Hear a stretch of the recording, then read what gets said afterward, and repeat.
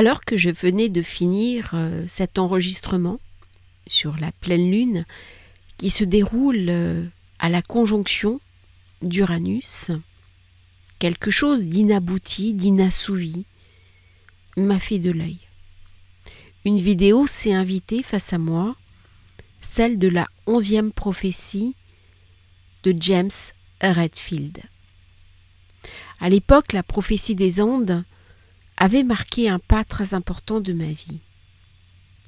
Dans la 11e prophétie, on va parler des bouleversements profonds de l'humanité.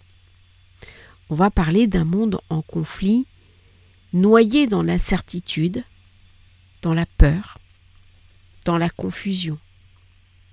Face à ces incroyables peurs se situe l'élévation de la conscience. Nous voilà dans l'antagonisme d'Uranus. Uranus est sensible aux signes. Il vient me parler de synchronicité. Cette nuit, je me suis réveillée et j'ai regardé l'heure qu'il était et j'ai décodé le message avec la gematria et ainsi j'ai une réponse à une question que je me suis posée. C'est ainsi que Uranus fonctionne. Il va me parler des forces antagonistes entre des groupes qui ont peur de perdre le contrôle et l'individu sur lequel n'importe quel groupe, n'importe quel parti, n'importe quel gouvernement n'aura jamais de prise s'il ne rentre pas dans la logique de la peur, s'il reste simplement centré sur lui-même, sur la conscience de lui-même et sur sa propre liberté, sur sa responsabilité et son autonomie. Nous sommes tous connectés les uns aux autres. Il y a une logique quantique qui relie chacun des êtres de cette planète. Mais au-delà, il y a une conscience quantique qui nous relie à tous les autres univers qui peuplent les mondes au-delà des mondes.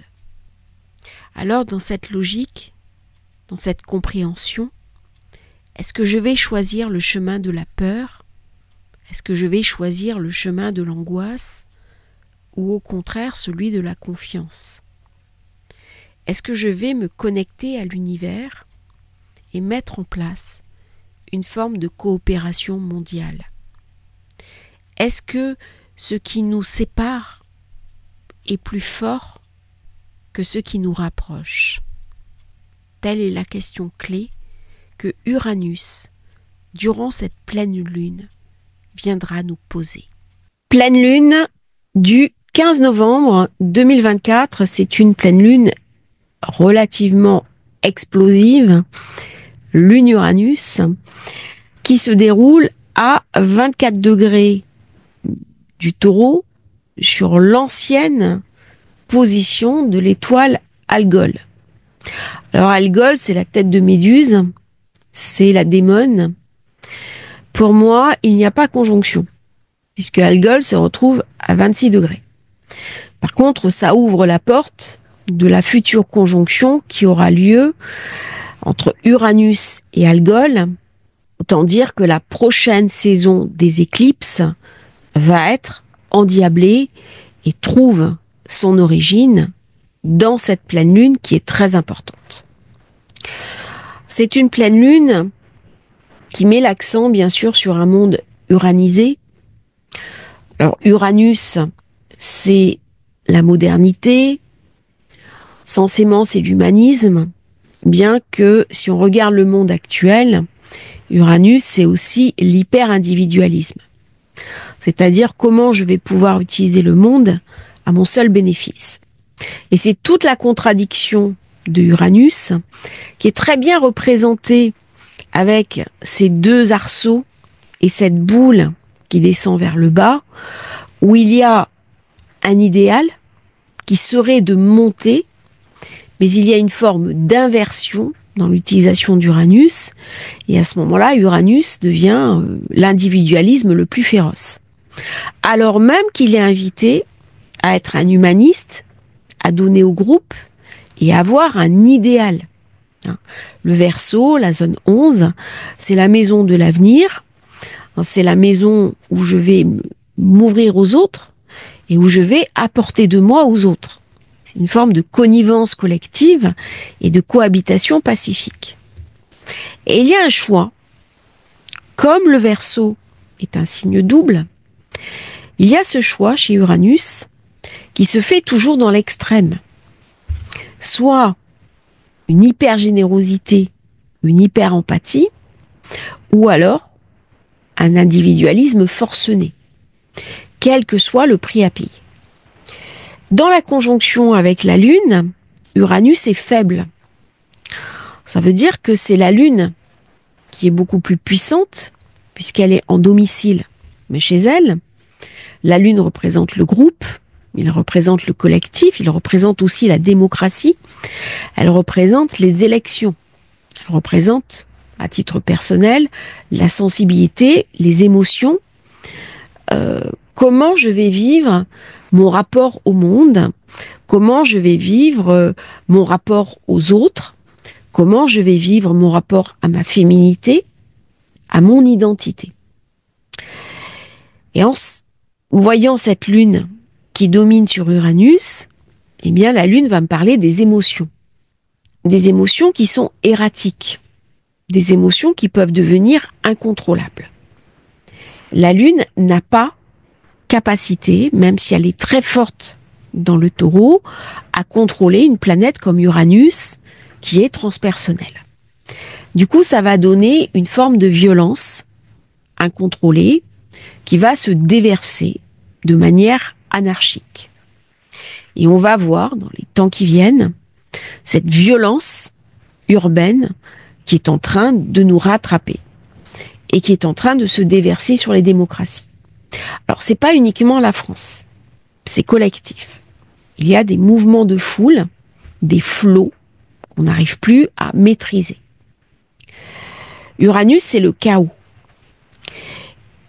Dans cet aspect positif, avec la Lune, ça vient me parler de créativité. Ça vient me parler d'une hyper-intellectualisation des besoins. Mais si je suis trop dans l'intellectualisation, je ne suis plus dans l'émotionnel. Comme si j'étais obligée de choisir entre mes émotions d'une part et de l'autre part ma réalité. Et que mes émotions soient mises à mal. Donc ça va créer des personnes écorchées vives, hyper vulnérables. Ça va créer des populations très irascibles, avec des émotions qui ne peuvent pas s'exprimer, qui sont comprimées. Et au moment où ça va se lâcher, ça va créer des explosions. Explosions de violence, explosions de besoins. Ça va me parler d'originalité. Ça va me parler de divergence. Il y a un mouvement créatif qui se met en avant, tourné vers l'avenir, un espèce de flot très uranien sur des modes de pensée différentes pour appréhender le monde de demain, sur la spéculation avec les crypto-monnaies. On voit bien le bull run qui est en train de partir. Et dans l'opposition au Soleil, ça va ramener une énergie d'autant plus puissante qu'elle est incontrôlable. Ça va me ramener une espèce de surcompensation atmosphérique, de l'électricité dans l'air, puisque Uranus, c'est aussi l'électricité. Et cette électricité, eh bien, va s'illustrer de manière anarchique.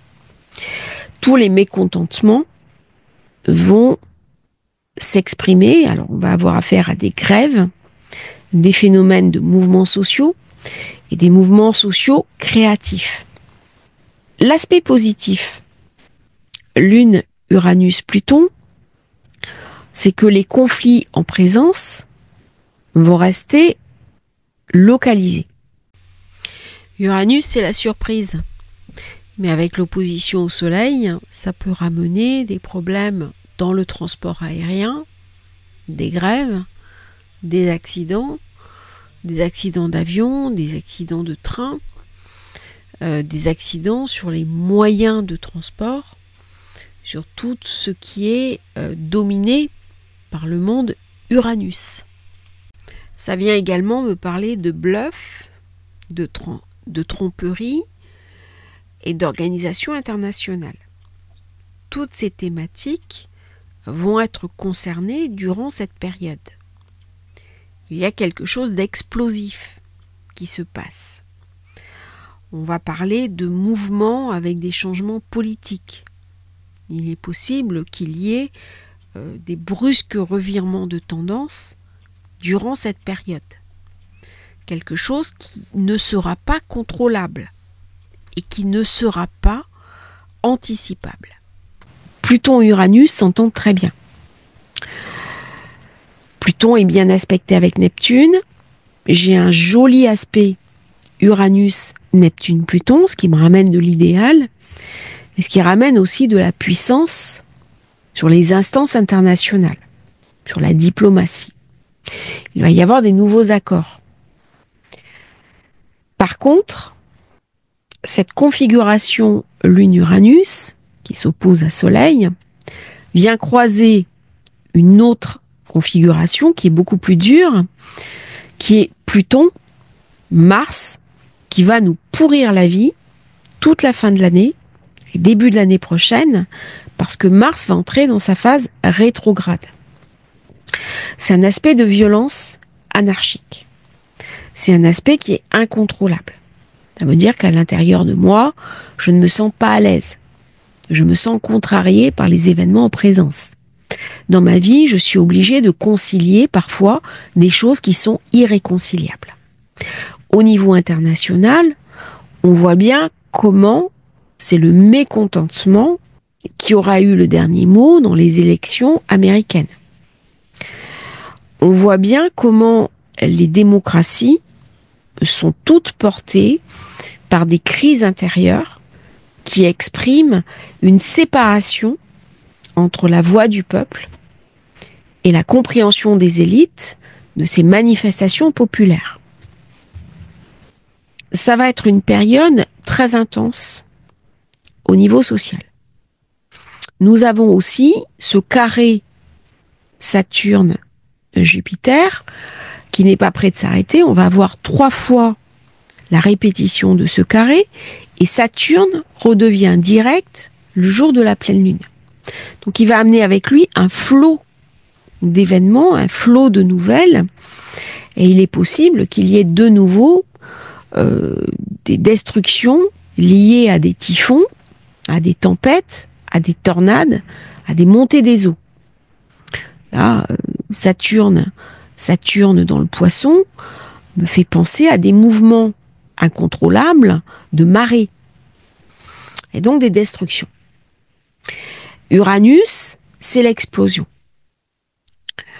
Et une explosion que je ne peux pas maîtriser. C'est-à-dire, ce sont des événements qui me dépassent, ce sont des événements météorologiques liés à une accumulation d'énergie en zone 10 qui est au-dessus de ma tête. Saturne en 8 ramène un côté destructeur. Mars en 12, on rajoute une couche. Alors j'ai un astéroïde qui se trouve en zone 1, qui est Pandore. Qu'est-ce que c'est que Pandore ? Eh bien, toutes les calamités de la Terre avaient été enfermées dans une boîte et on ne pouvait pas les ouvrir. Et un jour, Pandore va dépasser l'interdit, comme Uranus sait si bien le faire, puisque Uranus n'obéit à personne d'autre que ses propres règles. Et Pandore a déversé sur le monde toutes les calamités, toutes les misères. Et toutes ces misères, elles sont conjointes à Mars et à l'ascendant de cette pleine lune. Ça ne veut pas dire que je vais être touchée à titre personnel. J'ai un très beau quinconce à Vénus. En réfléchissant, en m'adaptant aux difficultés actuelles, je peux très bien passer le cap favorablement. Par contre, on rentre dans ces configurations-là, dans un monde qui est en train de se resserrer, dans un monde qui se referme, au niveau économique, au niveau des perspectives d'avenir, au niveau de la violence urbaine, au niveau des enjeux que la société me propose d'aborder. Elle vient me parler d'une sorte de déséquilibre. Comme si il y avait un flot, un mouvement de fond incontrôlable, porté par une violence anarchique que les instances traditionnelles ne peuvent plus endiguer. C'est comme si on avait été dépassé par quelque chose qu'on a refusé de voir. Et c'est ce qui est en train de se passer, c'est ce qui est arrivé à Amsterdam, et c'est ce qui va peut-être se passer pendant la rencontre au Parc des Princes. Donc pour moi, j'ai vérifié, c'est le Stade de France. Et il a été question justement de le déplacer au Parc des Princes. Et les instantes ont refusé ce déplacement et on se retrouve avec 4000 policiers pour assurer la sécurité de la rencontre. Mars qui s'oppose à Pluton, Lune Uranus opposé Soleil. J'ai envie de poser la question, est-ce que c'est ça le sport ? Le sport, c'est une rencontre pour fédérer une idée autour de valeurs communes. C'est l'idée d'Uranus. Est-ce que le sport est là pour ériger des barrières entre les personnes ? Est-ce qu'il est là pour être un défouloir à de la violence, une violence incontrôlée qui devient à ce moment-là la vitrine de ce que Uranus porte de pire ? Je ne réponds pas à la question. Mais cette pleine lune préfigure ce qui va se passer, d'une part quand Uranus sera conjoint à Algol, c'est-à-dire que tant qu'on n'aura pas purgé cette configuration, les tensions, que ce soit du côté nord ou du côté Moyen-Orient, ne vont sûrement pas s'apaiser. Et ça préfigure aussi ce qui va se passer quand Uranus va rejoindre le Gémeaux. On est sur un basculement de société. L'année prochaine, nous avons de très nombreuses planètes, quasiment toutes les planètes importantes, à partir de Jupiter, qui changent de signe. Il va bien falloir que nous acceptions de muscler notre capacité à suivre les événements, à suivre le flot, à nous adapter pour intégrer d'une part les événements qui vont se produire et d'autre part pour accepter les énergies nouvelles qui vont se mettre en place. Cette pleine lune est un avertissement. Si je résiste, je vais avoir beaucoup de mal à passer le cap. C'est une vraie mise en garde. C'est-à-dire où ça passe, et à ce moment-là, je vais utiliser les changements de manière positive. Je vais utiliser Uranus pour de la créativité, pour me réinventer une élévation, un avenir, un futur proche. Ou alors, je résiste sur ce que je connais. Je rentre dans une forme d'hyper-contrôle parce que je suis condamnée à l'anxiété. Et à ce moment-là, je vais louper complètement cette invitation à entrer dans le monde de l'avenir. C'est un choix personnel. L'Uranus, c'est un déséquilibre. C'est-à-dire que elle est instable, elle va chercher à contrôler Uranus, mais c'est pas possible. Il y a quelque chose de l'avenir, il y a quelque chose des événements en présence que je ne peux pas endiguer. Comment je peux faire ? Comment je peux répondre à cette question clé d'un événement qui me dépasse ou d'une série d'événements qui me dépassent ? L'autre jour, en rendez-vous, j'étais avec une personne qui a mon âge et qui me disait « Je ne comprends plus le monde dans lequel je vis ». C'est une phrase qui m'a beaucoup touchée, ça fait la 2e fois que j'en parle. C'est une personne qui m'a beaucoup touchée aussi. J'ai des rendez-vous merveilleux avec des personnes de grande qualité. Et je remercie ces personnes d'ailleurs de leur spontanéité et de leur confiance qu'elles me font. Mais ce monde qu'on ne comprend plus, c'est ce monde uranien. C'est le monde de Prométhée. Il y a dans cet Uranus qui va passer en Gémeaux l'année prochaine, une rencontre entre l'octave supérieure et l'octave inférieure. C'est-à-dire qu'il va y avoir une forme de formatage de ma tête, de ma compréhension, de mes idées, pour accepter ces nouvelles énergies, ces nouveaux programmes de vie qui vont s'implémenter en moi. Comment je peux faire front par rapport à tout ce qui vient? Quand je suis pris dans des inondations, je peux juste tenter de me mettre à l'abri, faire avec. Par contre, avant que l'inondation survienne, il y avait peut-être des précautions à prendre. Et c'est ça que cette carte vient me raconter. Uranus me présente l'addition au même titre que Saturne. Ce sont deux planètes qui dominent le Verseau. C'est une pleine lune qui est complètement plutonisée. Soit nous acceptons qu'il y a eu des erreurs de fait, qu'il y a des choses qui ne sont pas possibles ou qui ne sont plus possibles. Soit nous refusons de nous adapter, de changer notre modèle de vie, notre modèle sociétal, et à ce moment-là, il va y avoir une sanction. Uranus n'est pas un idéaliste comme Neptune peut l'être. Il est, avec Pluton, dans l'hyperréalisme. Mais au départ, avant d'amener une nouvelle société, une nouvelle organisation, il va amener le chaos, il va amener la désorganisation, il va amener la violence de la désorganisation.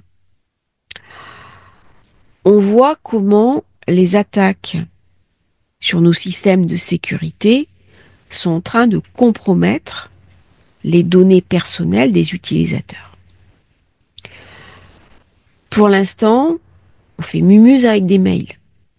C'est dérangeant, c'est contrariant. On doit tous se mettre en sécurité. Mais la question à se poser, c'est qu'est-ce qui va se passer si on augmente le niveau de prédation et qu'on en vient à détourner des avions? C'est-à-dire, est-ce que les prochains actes de terroristes ne passeront pas par des hackings, notamment de systèmes de contrôle aérien?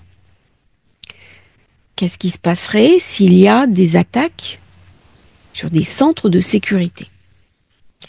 Toutes ces questions sont posées par lune Uranus opposé Soleil. Pourquoi est-ce que je parle de sécurité? Parce que la 12 comprend Mars. Mars, dans cette configuration, il est très violent. Il vient me parler de services secrets qui sont belliqueux, qui sont très actifs. Alors bien sûr, ça fait penser à la DGSE, ça fait penser à la CIA, ça fait penser au Mossad, au MI6. Et ça va venir aussi poser une question clé à laquelle nous allons tous être confrontés quand Uranus sera dans le Gémeaux. Est-ce qu'au nom de la sécurité, nous pouvons accepter de vivre sous un état de contrôle permanent? Nous vivons censément dans un principe de liberté. Or, on voit bien comment il y a un resserrement des libertés. C'est individuel, c'est collectif. Alors certains vont me dire, si je ne fais rien de mal, je n'ai rien à me reprocher, ça ne pose pas de problème. Sauf que, avoir ces conversations personnelles, ces mails espionnés, est une violation de l'intimité. C'est-à-dire que la correspondance, ça fait partie des bases de la démocratie, du respect de l'individu. Uranus vient me poser des questions. Et il n'a pas forcément apporté les réponses. Mais ces questions sont clés pour notre avenir. À titre personnel, je suis invitée à accepter ce que je ne peux pas changer, à savoir une digitalisation accrue du monde et de la société. À avoir des projets, à communiquer différemment, à prendre du recul par rapport aux événements qui peuvent m'atteindre, à me réfugier dans mon petit cocon, non pas à nier le monde qui vient, au contraire, à interagir positivement avec lui, mais surtout muscler ma capacité à voir les choses différemment. Les choses différemment, c'est Mercure opposé Jupiter, chacun étant dans le signe de l'autre. Mercure en 5, il est très bien placé. Jupiter en 11 est également très bien placé. Ce n'est pas une pleine lune où il va y avoir un arrêt des combats. Ce n'est pas une pleine lune où il va y avoir une réduction de la violence. C'est même tout le contraire. Elle est explosive. Mais qu'il y a Uranus, Soleil, Lune, il peut y avoir des explosions. Explosions différentes. Mais il peut y avoir des phénomènes explosifs. Ça va me donner des groupes de personnes qui sont chauffées à blanc. Ça va amener beaucoup d'électricité dans l'air. Donc ça va me ramener chez moi pas mal d'instabilité. Et à moins d'être uranisé, ça va me mener à un certain mal-être. Cette pleine lune, elle vient me parler aussi de qui je suis, de la définition que j'ai de moi-même. Uranus, il vient me parler de mon individualité, il vient parler du sens du collectif, mais pour aborder le collectif, encore faut-il que j'ai une construction personnelle. Je trouve ma construction personnelle dans le Lion et je l'exprime dans le Verseau.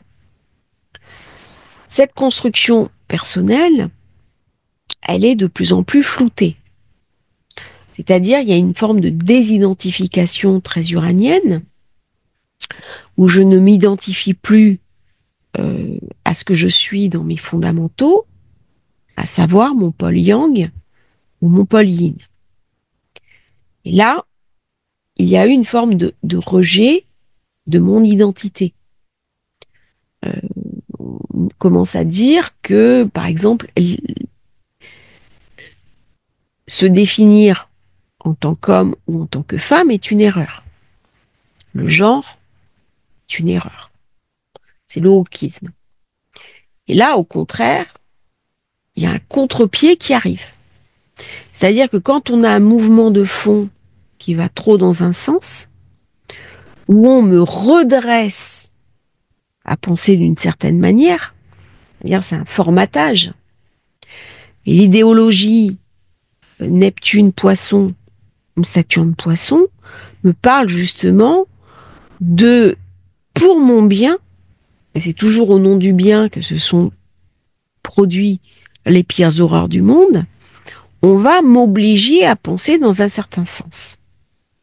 Sauf que lorsque la masse est rétive, lorsque la masse ne se reconnaît pas dans l'injonction de la minorité, on a parlé d'ailleurs à une certaine époque de la dictature de la minorité. Alors ce sont des thématiques qui sont un peu transgressives, mais c'est difficile de parler d'Uranus sans aborder ce côté transgressif. Et là, eh bien, avec le retour du traditionnel, que représente bien Saturne, Saturne carré à Jupiter qui est dans le signe des Gémeaux, carré à Mercure, c'est-à-dire là on a un grand coup de conservatisme, retour en force des valeurs traditionnelles, eh bien Uranus, qui lui me parle de wokisme, me parle de floutage des genres, me parle de je sais plus très bien si je suis homme, si je suis femme, qui je suis, de non-binaire, eh bien là, il se retrouve soumis à la loi du plus grand nombre.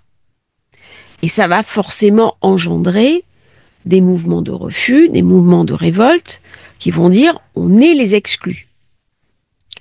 Il peut y avoir dans Uranus cette idée que je suis un damné de la Terre. Alors en général, c'est Neptune, le poisson, qui se victimise.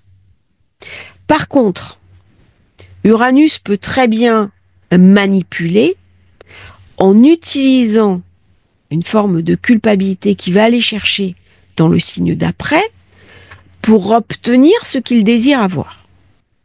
L'Uranien n'est pas aussi franc du collier que ce qu'on peut penser. Je vous donne un exemple. Quand il y a des organisations humanitaires sur le terrain, elles sont parfois obligées de concilier avec des personnes peu fréquentables pour maintenir leurs actions. Et c'est toute l'ambiguïté de l'humanisme, des actions humanitaires. C'est une réalité, tout le monde est au courant, il y a aussi une réalité de terrain. Mais ça montre bien cette ambiguïté d'Uranus.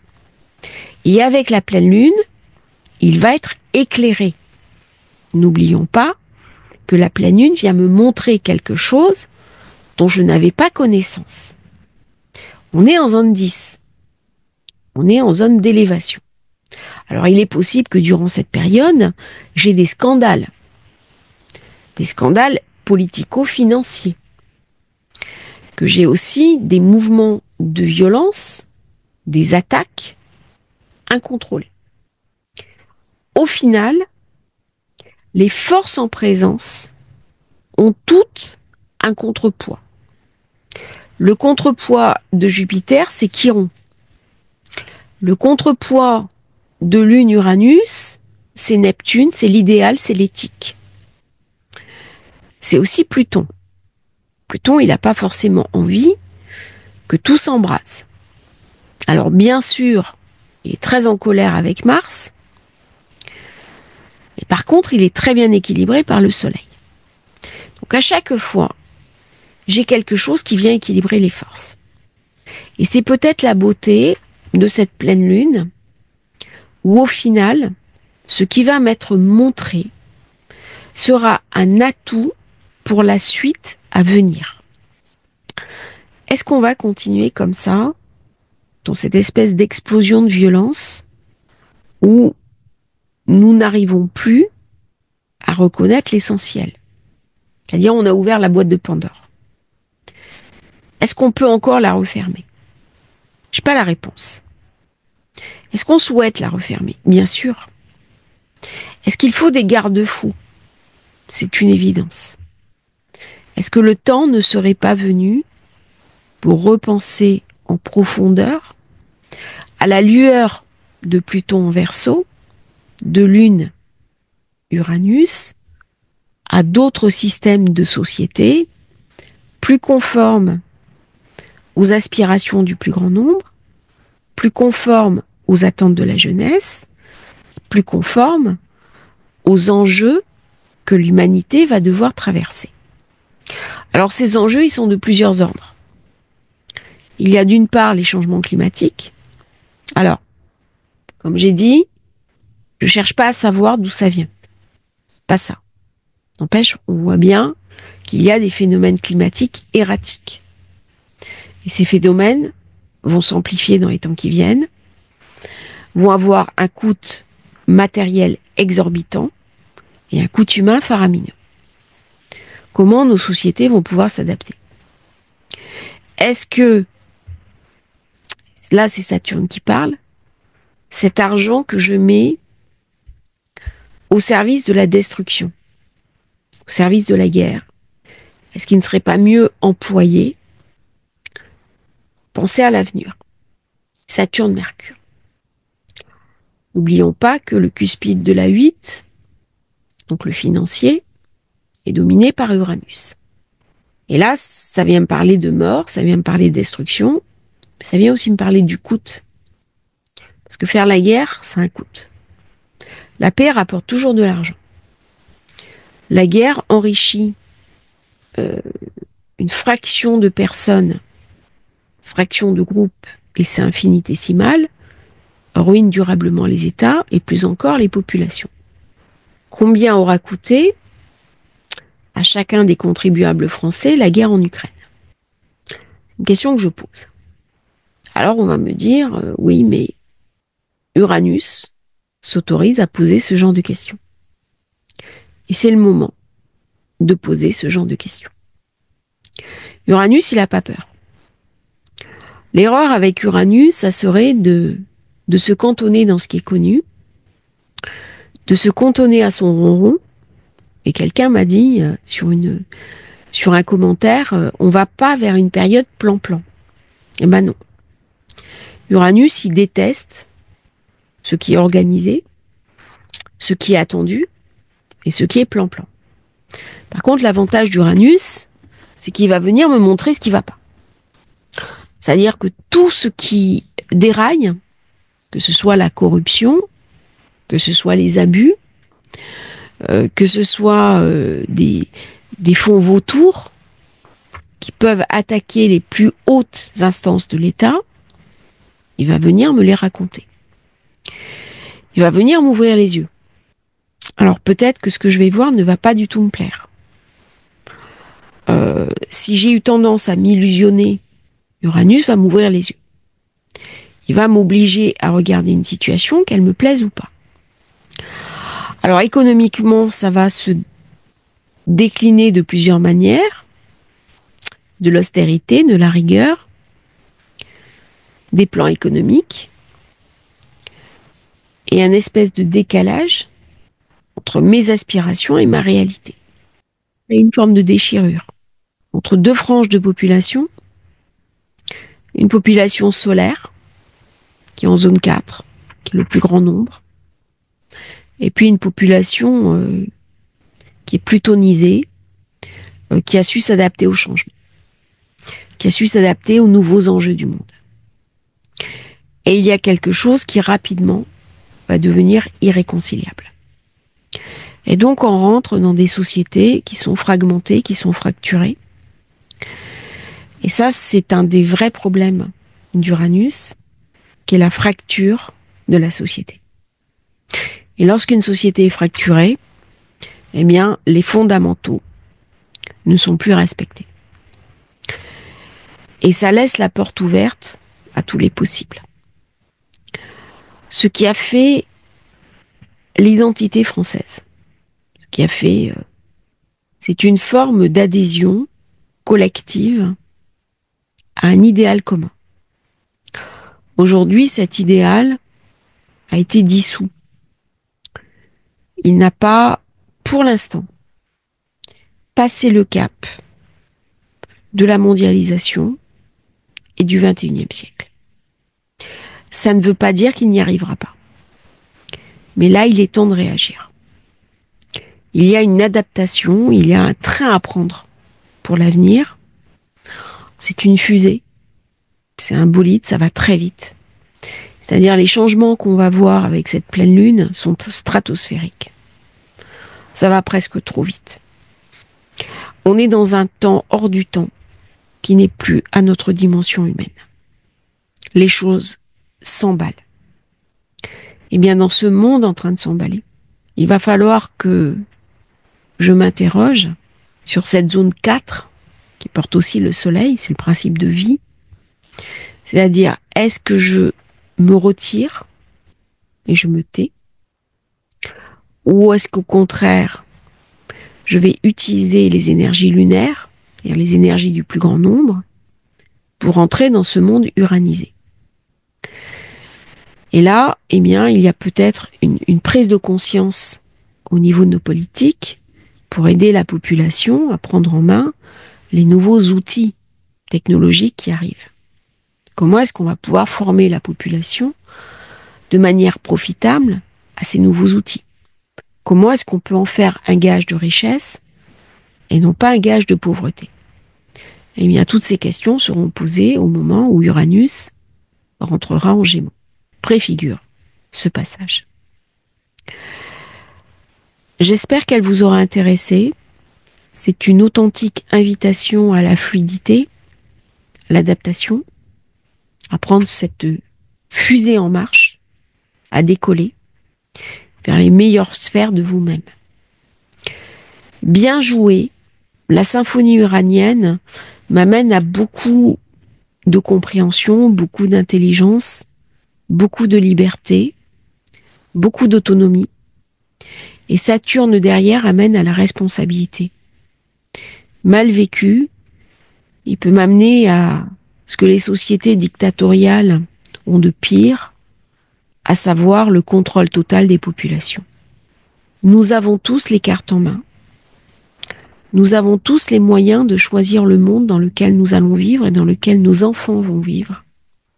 Et nous avons des vraies mises en garde pour conserver ce que l'humain a de plus précieux, à savoir sa liberté, qui est derrière le chaos, derrière le côté révolté d'Uranus, derrière ce côté endiablé, ce côté transgressif, ce que nous avons de plus précieux. Le passage est fin entre trouver des garde-fous et ne pas tomber dans la caricature de nous-mêmes. Et c'est là où Uranus, dans ce qu'il a de plus créatif, apportera des solutions opportunes. La question à savoir, est-ce qu'il y aura une volonté collective pour mettre en œuvre ces solutions nécessaires à apporter aux problèmes que nous rencontrons? Ou est-ce qu'au contraire, je vais refuser Uranus, je vais rentrer dans une forme de déni? Mais le déni, il n'ira pas très loin, parce que là, je n'ai aucune planète où je peux me réfugier. C'est vraiment une pleine lune pour ouvrir les yeux et regarder ce qui se passe. C'est une pleine lune aussi pour s'engager, pour descendre dans l'action, pour se faire confiance et pour entrer de plein pied dans le 21e siècle. Je vous remercie d'avoir suivi cette vidéo, j'espère qu'elle vous aura intéressé. N'hésitez pas à liker, à vous abonner à la chaîne. C'est très important pour nous soutenir. Vous êtes très nombreux à regarder les vidéos sans vous abonner. S'il vous plaît, rejoignez la chaîne, ça aide vraiment, ça me motive aussi pour faire d'autres vidéos.